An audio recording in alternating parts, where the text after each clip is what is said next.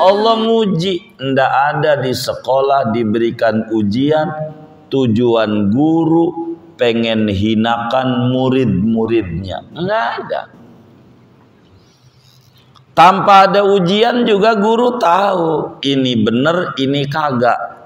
Tahu ini pinter, ini bodoh. Tahu sebetulnya. Tapi perlulah ada ujian untuk menyatakan yang ada ini tadinya tidak tahu biar jadi tahu. Maka ujian itu hanya untuk memperjelas sesuatu yang gaib. Pas kita nyebrang dari Merak ke Bakauheni, dari Tanjung Priok ke Pulau apa terserah, Pulau Kelapa atau pulau apa deh, Pulau Seribu. Ini tugas kita nyebrang. Laut itu ada ombak, emang itu udah karakternya. Maka kita harus pahami ombak tuh kadang gede, ombak tuh kadang kecil. Tugas kita bukan mencaci maki ombak, tapi mengendalikan perahu kita bagaimana supaya sampai ke negeri tujuan. Kalau ombak gede bagaimana ngadepinnya, kalau ombak kecil bagaimana. Ayah begitu. Ini tugas kita. Ngelihat enak tuh hanya ngelihat doang enak, belum ngobrol. Coba kita ngobrol sama teman kita yang kata kaya tuh, berdua runyem ngobrolannya, nggak ada enaknya. Kelihatannya doang kalau di majelis nyengir aja, kelihatannya doang. Padahal di rumahnya puyeng dengan berbagai faktor ujian macam-macam yang tadi. Namun kata Allah, wa basyiris sabirin. Wahai Nabi Muhammad, sebagai contoh dan sampel kita, sampein ama mereka manusia yang mengalami ujian. Itu ujian tidak menghinakan, asal sabar, beri kabar gembira kepada mereka yang sabar. Assalamualaikum warahmatullahi wabarakatuh. Bismillahirrahmanirrahim. Alhamdulillahi rabbil alamin. Wassalatu wassalamu ala sayyidil awwalin wal akhirin, sayyidina wa maulana Muhammadin wa ala alihi wa sahbihi ajma'in. Allahumma inna nastahdika li arsyadi amrina wa zidna ilman yanfa'una. Saudara-saudara sekalian yang mulia, kajian kita malam hari ini masih berbicara bab tentang pentingnya sabar menghadapi musibah. Kita harus pahami adanya kita di alam dunia ini adalah bukan mau kita. Tidak ada satupun dari kita yang bercita-cita ada di alam dunia. Tandanya orang tua kita, berapa banyak orang yang pengen punya anak sampai wafat tidak punya anak. Ada yang pengen punya anak laki-laki keluar perempuan. Ada yang pengen perempuan berojol lagi laki-laki. Menunjukkan ada kekuatan besar yang maha kudrat iradat yang menghendaki adanya kita di jagat raya ini, di alam dunia, yaitu Allah Subhanahu wa ta'ala. Sebelum kita lahir di dunia, kita harus fahami hubungan kita dengan dunia, dengan alam dunia. Apa itu? Sebelum kita lahir, dunia ini negeri cobaan. Dunia ini negeri ujian. Sebelum kita lahir, sehingga saat lahir di dunia kita harus paham bahwa dunia ini negeri ujian dan negeri cobaan. Bila kita memahami ini, maka muncullah di dalam diri kita akhlak mulia yang disebut kesabaran, yang disebut kesabaran. Sabar itu apa? Biar gampang, sabar itu ibaratnya payung. Sabar itu biar kita mudah memahaminya, yang namanya sabar itu payung. Payung. Tahu payung enggak? Jadi payung itu, saudara, tidak bisa menghentikan hujan. Hujan terjadi, pakai payung.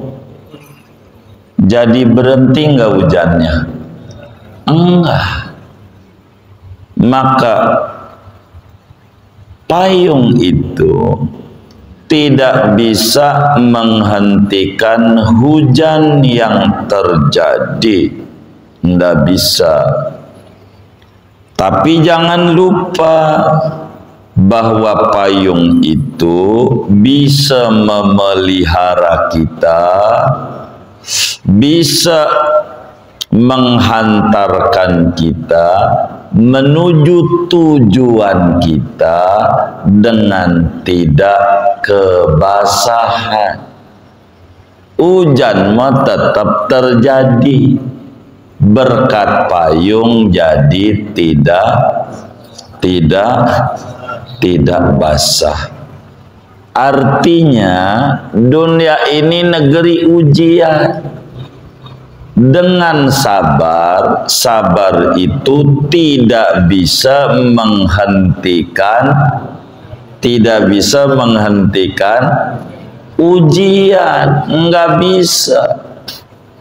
Tapi kita harus paham, sabar itu bisa memelihara kita berjalan di alam dunia ini menuju tujuan kita akhirat dengan tidak kebasahan, keluhan, dan ratapan. Kalau kita punya sabar, maka sabar ini dibutuhkan oleh kita manusia selagi kita ada di alam dunia. Kudu sabar. Mau marah-marah kayak apa kejadian juga, datu bocah ya baru lahir udah jadi ketum partai.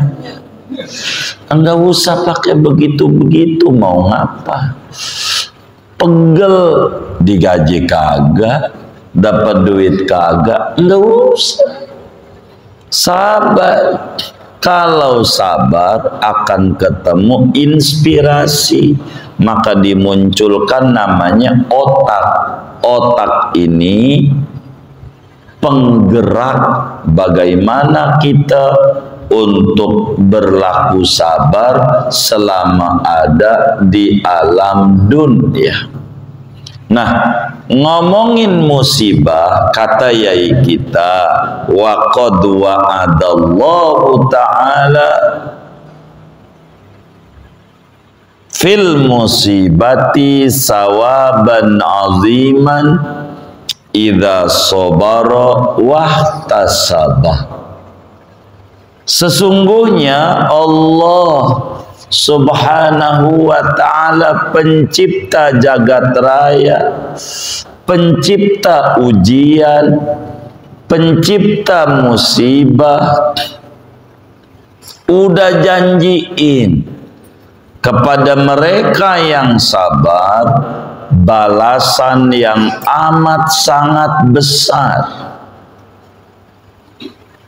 Yakini ujian itu bukan untuk menghinakan kita. Ujian itu bukan untuk menjatuhkan kita.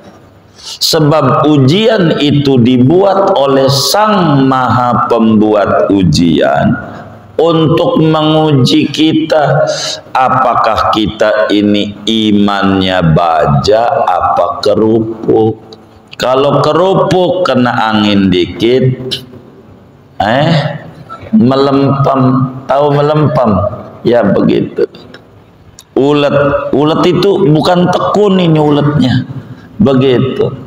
Iya begitu. Itu begitu.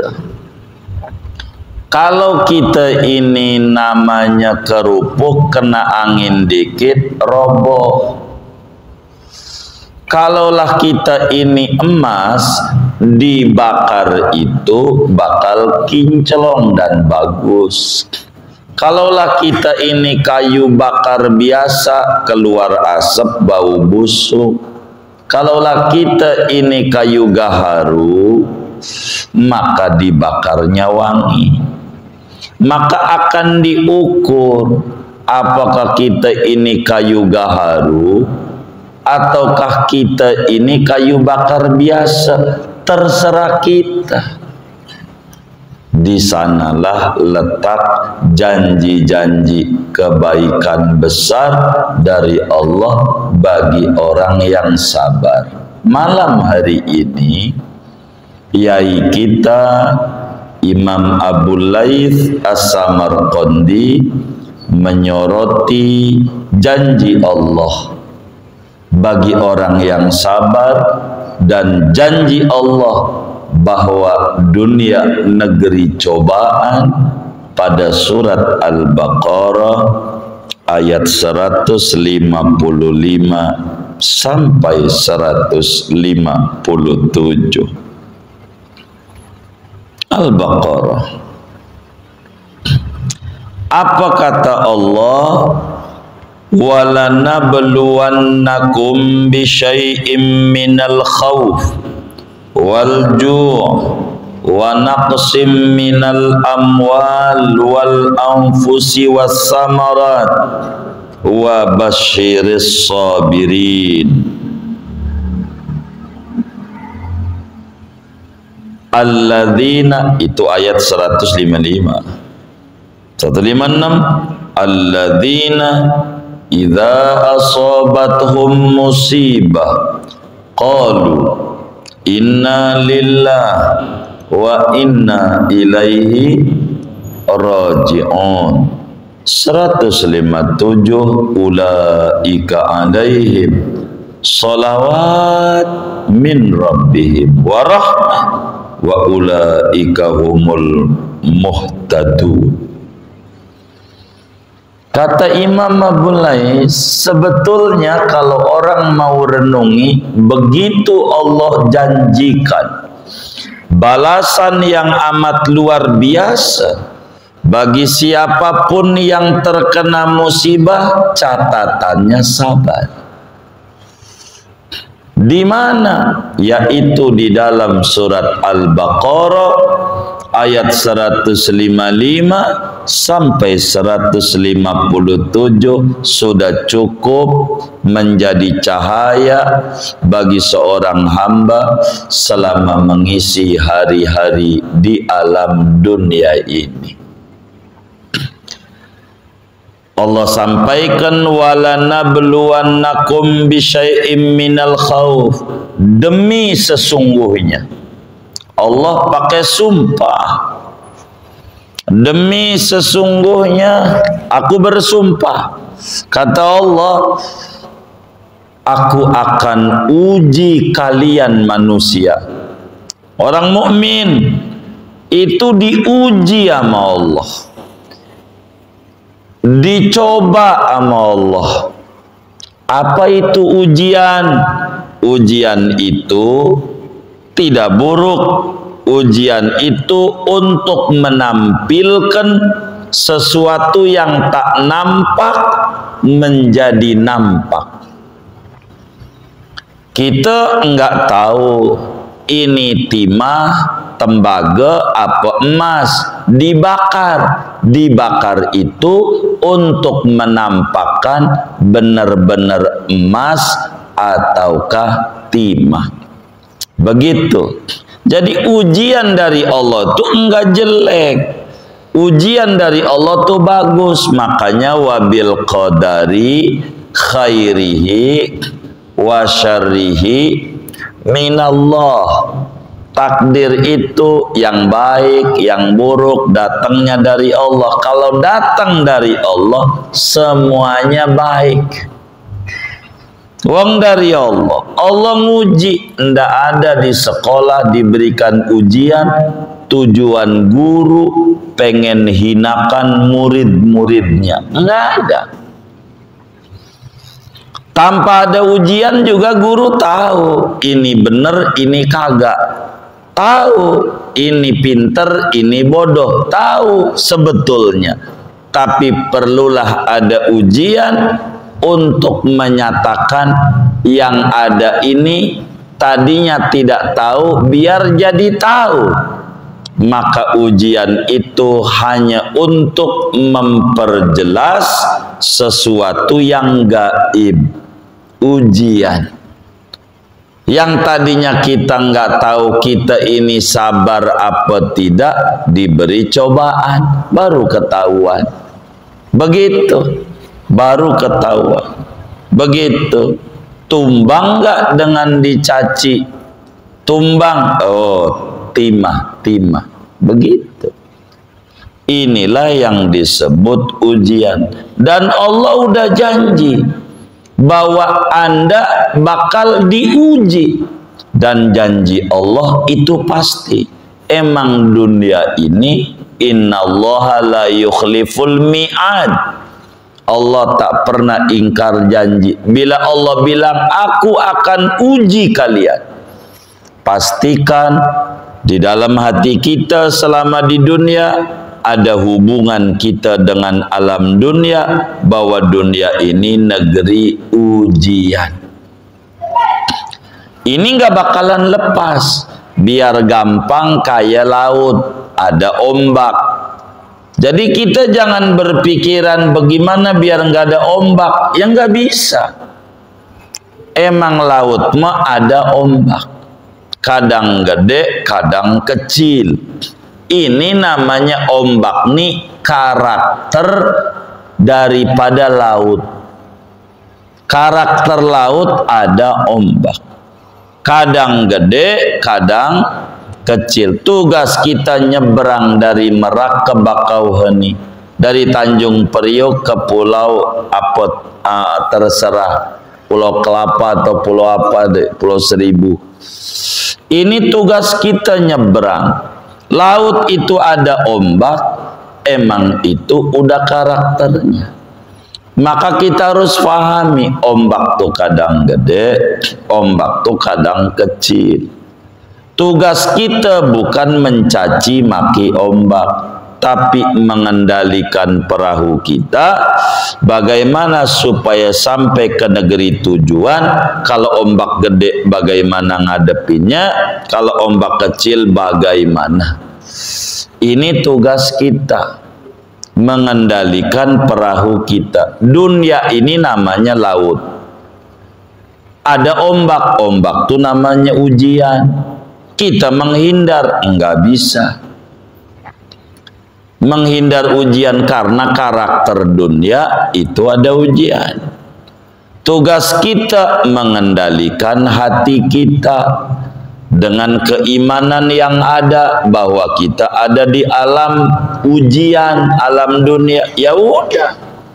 Kalau diuji emang juga adanya di dunia.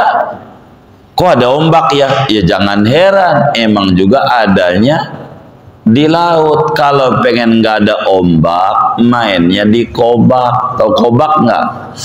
Begitu main tuh di situ tuh baru nggak ada ombak. Ini dunia. Karena itu Allah udah janji kita akan diuji Allah. Ama apa? Ini Allah udah janji bisyai'in minal khauf. Ada rasa ketakutan. Menang apa kagak ini ya kayak begini nih. Begitu. Ada ketakutan. Ya ada. Itu namanya ujian. Ada khauf. Khauf apa nih? Takut. Takut enggak bisa ngidupin anak bini, takut enggak bisa kita nyekolahin bocah, takut ketemu musuh. Ada ketakutan tuh menghantui hati kita. Jangan heran kalau ada ketakutan di hati. Amantu billah, emang Allah udah janji dalam Al-Quran. Allah kasih cobaan dengan rasa takut. Ini bagaimana ya? Mana peluru dikit, mana calonnya sufi, sulit finansial, begitu. Lebih parah dari duafa. Ini bagaimana? Itu ada takut, nggak apa-apa. Emang takut itu udah menjadi karakter, dihantui sebagai membuktikan janji Allah. Ada rasa takut dalam hidup itu enggak bisa enggak. Ini orang miskin doang yang takut. Ya Allah, boleh tanya yang kaya-kaya tuh. Kita belum ngobrol, ngelihat mobil doang. Ya Allah, mercy. Hitam metalik, full AC, full musik enak banget. Ngelihatnya doang. Belum ngobrol. Belum. Bagaimana ini ya kalau sampai nggak jadi? Ini bisa kena ciduk ini. Ketahuan semua. Begitu. Ada takut semuanya. Takut. Ketakutan itu ada. Manusiawi. Begitu. Karena memang ini Allah udah janji. Allah uji kita. Orang kaya begitu. Kita ngelihat enak tuh hanya ngelihat. Ngelihat doang enak, belum ngobrol. Coba kita ngobrol sama teman kita yang kata kaya tuh, berdua runyem ngobrolannya, nggak ada enaknya. Kelihatannya doang kalau di majelis nyengir aja, kelihatannya doang. Padahal di rumahnya puyeng. Bener nggak? Tuh bener katanya. Tuh begitu. Ini ujian. Takut satu. Walju, kelaparan. Apa itu kelaparan? Orang tuh takut nggak makan. Bagaimana ini ya? BBM naik lagi. Begitu kan naiknya diam-diam. Begitu. Tahu nah, dia ada ketakutan. Ada takut kelaparan. Nggak cukup nih gaji. Nggak cukup bagaimana ngeluh-ngeluh masih hidup juga. Ini bagaimana? Enggak pakai bagaimana. Ada ujian. Bagaimana cara ngolah kita ya. Biar enggak kelaparan. Lihat orang tua kita dulu. Cerdas. Memiliki kesabaran. Menghadapi ujian dari Allah. Begitu. Makan makan tempe mulu. Tempe. Budek budek tempe mulu. Baik tong. Besok kita enggak bakalan makan tempe. Besok dikasih tepung aja tempenya. Begitu. Hari Senin, Selasa tempe bacem, apalagi ya Rebo dioreng. Jadi orang dulu tuh diputer-puter itu aja. Itu namanya pandainya mengelola hati. Begitu. Makan singkong mulu, budek nih, budek singkong. Besok bikinnya getuk, singkong juga. Begitu. Besok lagi gengsot, atau gengsot nggak? Ya Allah, apa aja diputar-putar. Itu namanya cara mengelola dengan sayyidul insan. pimpinan kita manusia namanya otak, dikasih bekal untuk ngadepi ujian ini, ngadepi ujian nih. Nggak bisa, ada lapar. Wa naqsin minal amwal, takut kurang harta. Ada ketakutan nih, bagaimana kalau begini nih usaha bisa menurun, nih bagaimana ini, bagaimana macam-macam ketakutan banyak, begitu ketakutan. Jadi naqsin minal amwal, ketakutan hartanya kurang, takut hartanya lenyap, takut hartanya hilang. Ada orang nyalon dewan, itu tidak sedikit nyalon dewan tuh untuk ngamanin perusahaan dia biar jangan kurang harta. Ada banyak begitu. Itu motivasinya macam-macam. Dan ini ada rasa takut, ada rasa takut, ada. Semuanya begitu, rasa takut itu ada. Wal anfusi, kurang jiwa. Apa itu kurang pada anfus? Bisa aja dikasih sakit, begitu, bisa aja dikasih derita, bisa takut dibunuh, takut diculik, termasuk takut mati. Itu ada orang itu bakal diuji dengan ketakutan, ada yang diuji dengan kelaparan, ada yang diuji dengan kurang harta, ada yang diuji dengan kurang jiwa, keluarga kita ada yang meninggal, ada juga yang diuji muah-muahnya, udah parah nih ujian.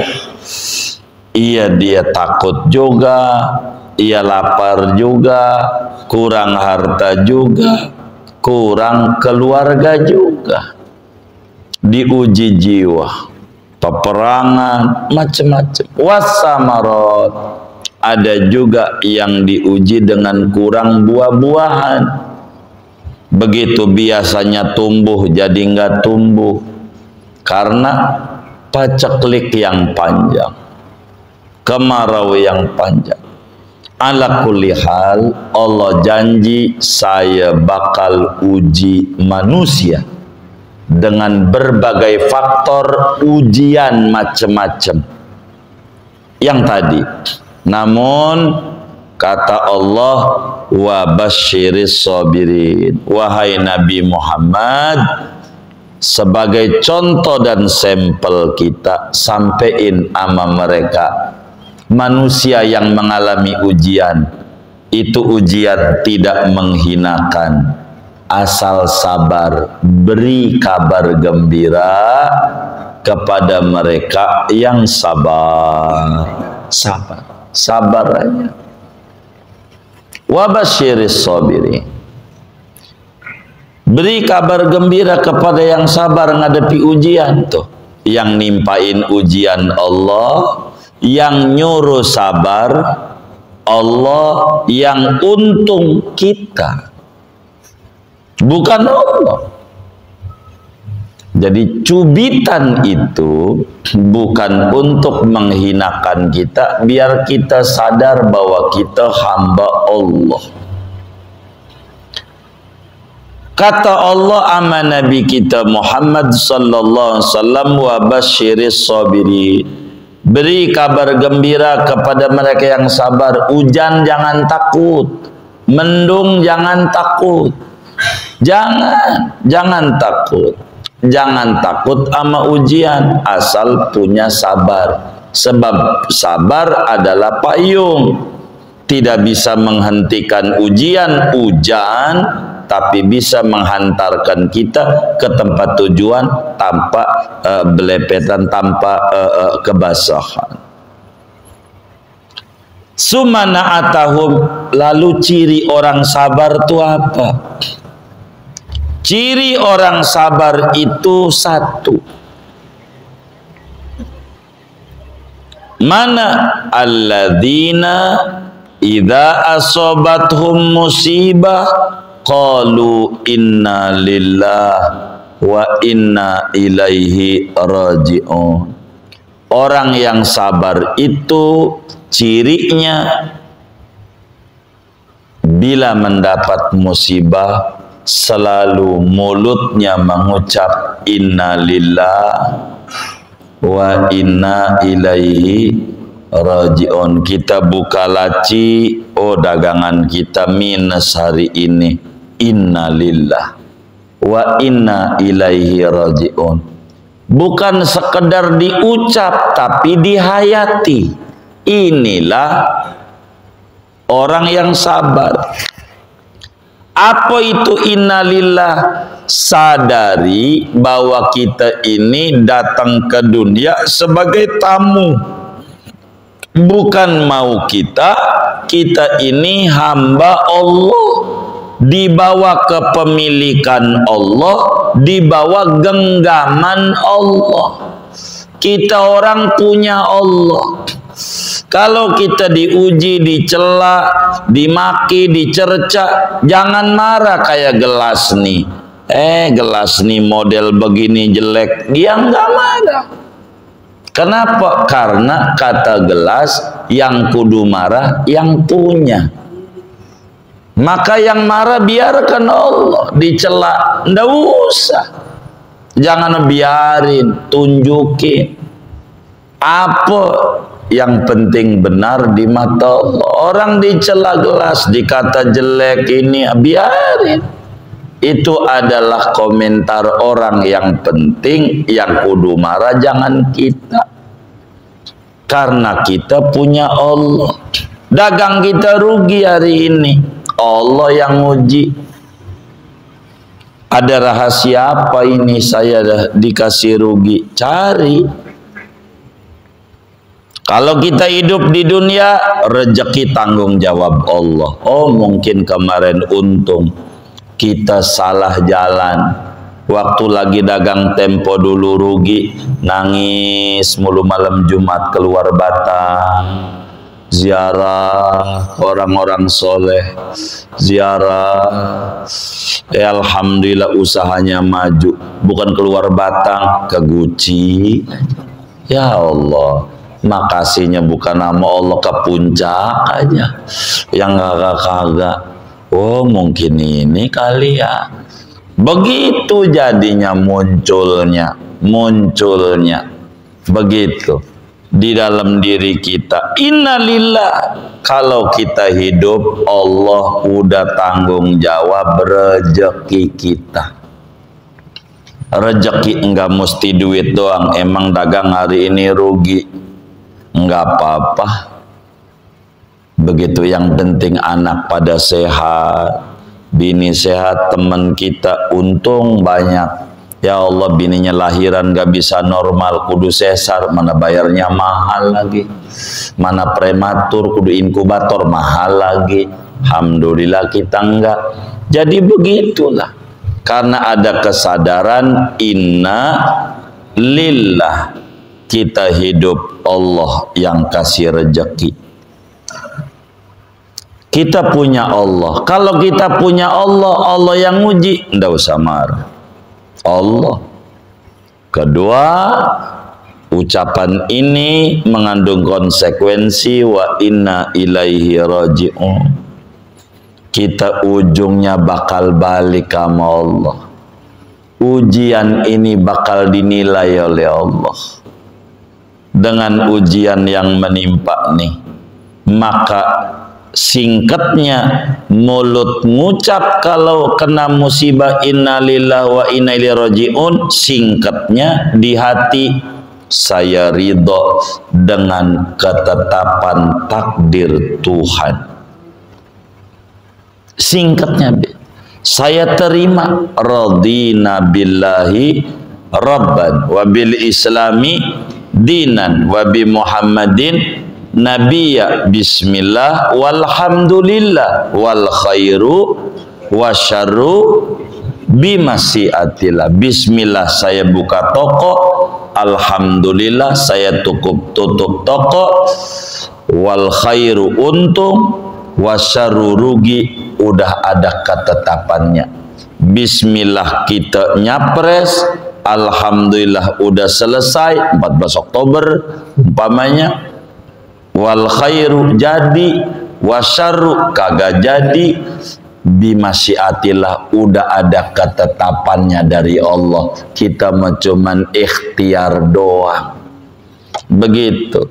Bismillah saya mengusung si fulan, alhamdulillah saya selesai, wal khairu jadi, wasyaru kagak jadi, ketetapannya dari Allah. Bismillah saya tidur sama bini, alhamdulillah saya kelar tidur dengan bini, wal khairu punya anak, wasyarru enggak punya anak, urusan ketetapan Allah. Bismillah saya berangkat ke rumah sakit, alhamdulillah saya udah selesai berobat, wal khairu sembuh, wasyarru enggak sembuh, udah ada ketetapan dari Allah. Begitulah bismillah saya iklan dagangan ini, alhamdulillah udah selesai daripada iklan, wal khairu berhasil, wasyarru kagak berhasil, udah ada ketetapan dari Allah. Pokoknya tugas saya closing gak closing, yang penting posting mulu. Begitu namanya juga usahanya online. Ini namanya innalillah wa inna ilaihi rajiun. Kita ngajar bismillah, kita ngajar alhamdulillah udah selesai ngajar, wal khairu paham tuh si murid, wasyaru kagak paham, ada ketetapan dari Allah, yang penting maksimalkan dalam penguraiannya. Begitulah hidup, segalanya kayak begitu. Maka innalillah wa inna ilaihi rajiun. Bila mana orang mendapat musibah, dia mulutnya mengucap innalillah wa inna ilaihi rajiun dengan menghayati kandungan maknanya, apa janji Allah bagi orang yang terkena musibah dan sabar? 3 yang Allah janjikan: sholawat, rahmah, dan hidayah. Sholawat bentuknya banyak, rahmat bentuknya mufrad. Sholawat jamak muannas salim, alif dan ta.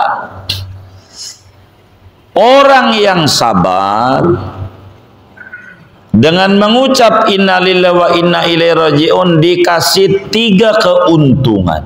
Yang pertama, Allah kasih sholawat yang banyak. Apa itu sholawat yang banyak? Dari sholawat yang banyak, kata Imam Abilais, 1 saya mau sebutin. Dari sholawat yang banyak, 1 sholawatnya aja nilainya orang itu semangat dalam ibadah. Dengan sabar dapat taufiqut ta'ah. 2, dari 1 sholawatnya Allah dapat perlindungan, tidak melakukan kedosaan. 3, dapat pengampunan dari Allah. Ini baru 1 sholawat. Yang lainnya jangan ditanya, banyak banget keuntungannya. Makanya Allah jelaskan dalam ayat yang lain, innama yuwaffas sabiruna ajrahum bighairi hisab. Di luar nalar, wong 1 sholawat aja makin tekun ibadah, dia dijaga dari dosa, dapat pengampunan besar dari Allah. Itu 1 sholawat. Apalagi Allah janjikan 3 tuh. Yang pertama, banyak sholawat dari Allah. Allah kasih sholawat gara-gara sabar. Yang kedua, Allah kasih rahmat, yang dengan rahmat itu perekonomiannya berubah jadi sehat. Sehat badan, sehat pikiran, sehat keluarga, sehat kantong, sehat usaha. 1 rahmatnya gara-gara sabar. Gara-gara sabar, Allah kasih pertama banyak solawat buat dia dari Allah, banyak kasih sayang dari Allah. Dua, kasih rahmat sama Allah, kasih rahmat. Dan ketiga, kasih hidayah. Wa ulaika humul muhtadun. Tuh, begitu. Kenapa? Karena memiliki kesabaran. Inilah yang disebutkan Allah janji ketika musibah, balasan besar bila sabar. 3 balasan, tapi satunya aja banyak. Solawat, enggak ulaika alaihim solatun minallah min rabbihim, tapi solawat. Kata yai kita, satu solawatnya aja memiliki 3 komponen: ketaatan mendalam sama Allah, perlindungan dari dosa, dan ampunan. Itu satu solawatnya Allah. Bagaimana kalau solawatnya banyak yang Allah janjikan? Itu sih nggak tahu kadarnya kecuali Allah, bighairi hisab. Begitu. Wa rahmah wa ulaika humul muhtadun. Betapa beruntungnya orang-orang yang memiliki kesabaran, melihat gaji iming-iming dari Allah, solawat min rabbihim, rahmatun, dan hidayah, wa ulaika humul muhtadun. Dari mana hidayah, rahmat, solawat? Dari sabirin. Dari sabirin. Kenapa sabar? Kudu paham dunia ini negeri ujian. Enggak ada yang lepas dari ujian. Bahkan yang paling berat ujiannya adalah Nabi besar Muhammad sallallahu alaihi wasallam. Maka Nabi mendapatkan derajat tinggi karena kesabarannya tidak ada bandingannya. Segini aja tuh bacaan tadi selesai. Wallahu a'lam bishawab. Minta